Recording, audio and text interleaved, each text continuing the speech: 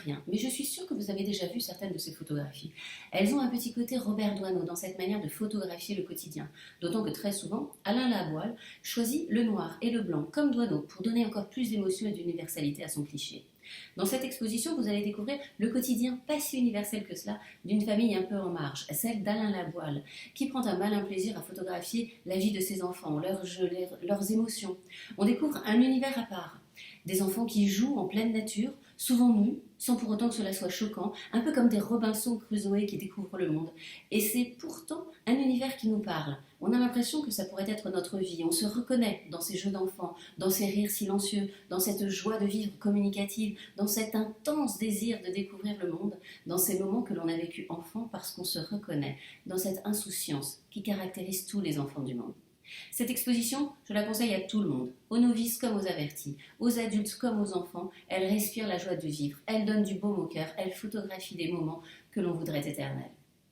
Je vous laisse découvrir quelques images et écouter l'interview de l'artiste. L'exposition est à voir au parvis du Centre culturel de Leclerc à Pau jusqu'au 28 mars, du lundi au samedi, de 9h à 20h30. C'est gratuit, ne vous en privez pas. Alain Laboile a fait de sa vie de famille, et plus particulièrement de ses enfants, son sujet de prédilection.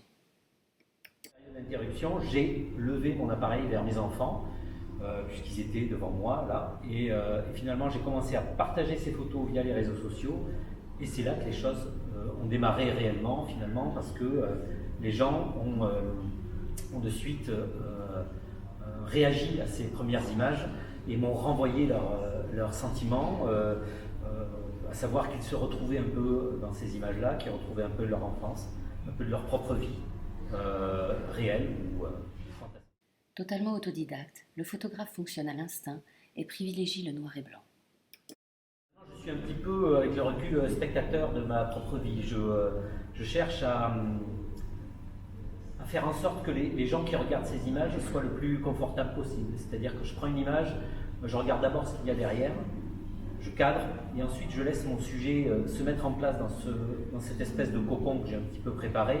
Bon, bien sûr, c'est des enfants, donc tout ça se fait un petit peu assez rapidement. C'est une espèce de gymnastique que j'ai comme ça assez vite intégrée.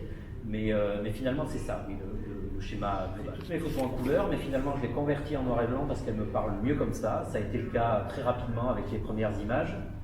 Et finalement, les retours ont été assez... ont coïncidé avec cette idée du noir et blanc, puisque finalement, les gens pouvaient se retrouver. Et je trouve que l'absence de couleur gomme un peu le temps. Donc ces photos prennent un côté un petit peu intemporel, elles pourraient être prises aujourd'hui ou il y a 20, 30 ans, ou 40 peut-être, et aussi universelles, c'est-à-dire qu'elles peuvent être ici ou dans un autre pays. Et les gens s'approprient plus facilement, je pense, l'image noir et blanc. On a tendance à plus rentrer dans le fond de l'image peut-être que rester à la surface d'une photo couleur. C'est le sentiment et c'est l'analyse que j'y mets, mais je ne suis pas très sûr de ça avant. Il revient sur cette question de nudité qui en a parfois choqué certains. La nudité n'est pas du tout mon sujet, on n'est pas des naturistes, on ne vit pas nus.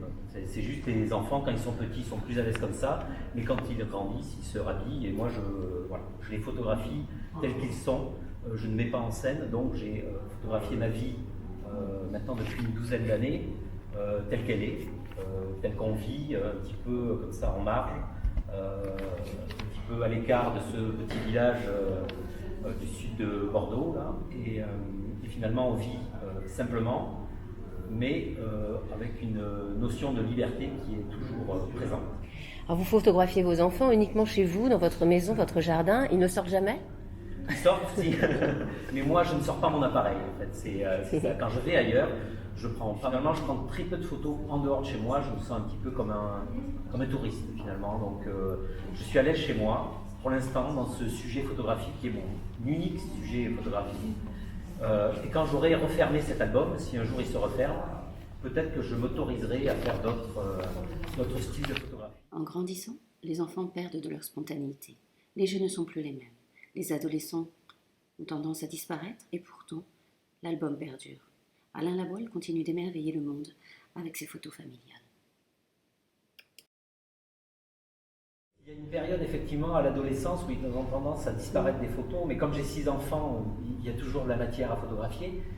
Mais ils reviennent avec un autre niveau de conscience bien sûr, mais plus volontiers en étant jeune adulte et adulte face à l'objectif, bien sûr sans poser, hein, mais plus dans les scènes de jeu, ils reviennent plus volontiers mais avec un autre niveau de conscience. Il est sûr que les enfants grandissant, il y a des choses qui se perdent, notamment la folie du tout petit qui découvre le monde tous les jours et qui essaye des choses complètement insensées. Les grands gardent quand même une certaine folie à la maison, donc, puisqu'il y a une grande liberté d'action, mais il est certain que l'album évolue. On est plus maintenant sur de l'adolescent et du jeune adulte et de l'adulte que sur du tout petit. Mais ça génère des situations intéressantes et c'est une autre période, une autre façon d'aborder les choses photographiquement dans leur... Artiste dans l'âme, Alain Laboile était d'abord sculpteur avant de devenir photographe.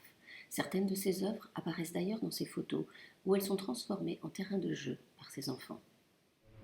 La sculpture était ma première activité, et puis la photo est arrivée par hasard là-dessus. Et en sculpture, je m'étais fait un petit peu manger par le travail de commande, et finalement ma part de production personnelle était assez réduite en sculpture.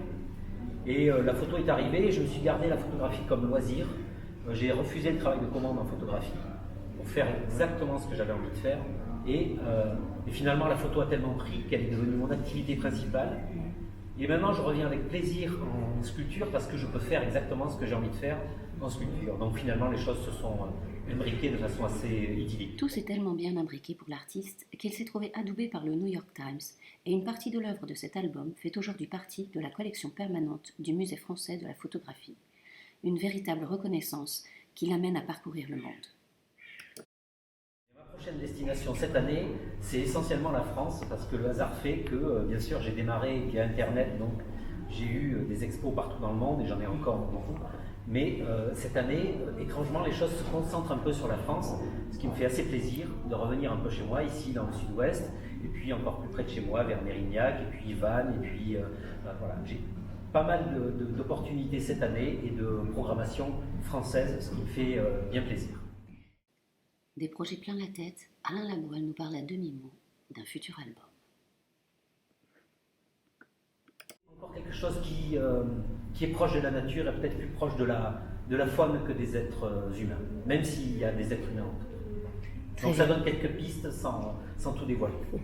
Très bien, merci beaucoup Alain. Merci beaucoup.